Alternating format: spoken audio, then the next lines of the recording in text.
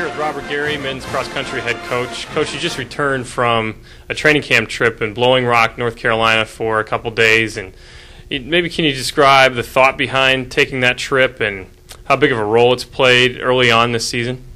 Yeah, I think we really benefited Ohio State from being on the quarter systems. I know some people don't enjoy it, but I always think it really sets you up well for the season. So we're in a unique situation. A couple things. One, we can afford to take a big group, somewhere for 10, 11, 12 days, and also school hasn't started for us, so it's a way for us to kind of play catch up to some of the other Big Ten schools and other national class schools that we're trying to compete against.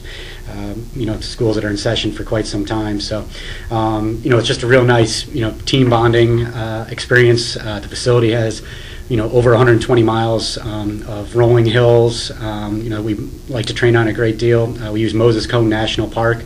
It also came the week after. It's not too far from App State, and so it came the week after App State beat Michigan. So we were very well received in the town, being Ohio State Buckeyes. It was kind of a combined dislike for Michigan, so that was good. But ended up doing a lot of two-a-days in the mornings. We'd get up real early and run. We have practice at 8:30, so it just really helps us get into a routine. I think it's already shown itself, and in that we're probably running workouts better than we did all of last year, and we're only a couple weeks, together. As well as, there's a lot of other things that we did, while we were down there. But the Tennessee meet was a real good eye-opener.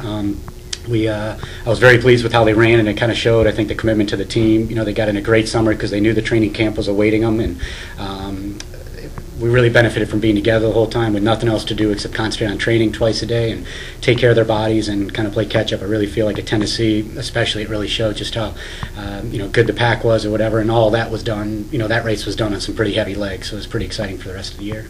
You guys swept the top three spots, took the team title at Tennessee. Obviously, it showed that trip was great for the team training-wise. When you guys weren't out training, what did you guys do?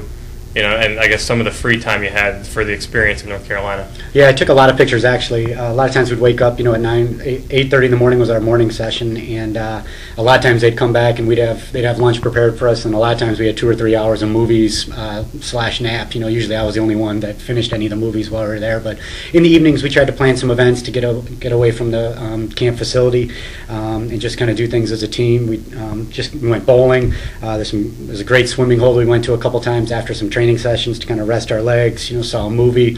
They had 2 jacuzzis set up there. We had our obstacle course that we did a couple years ago.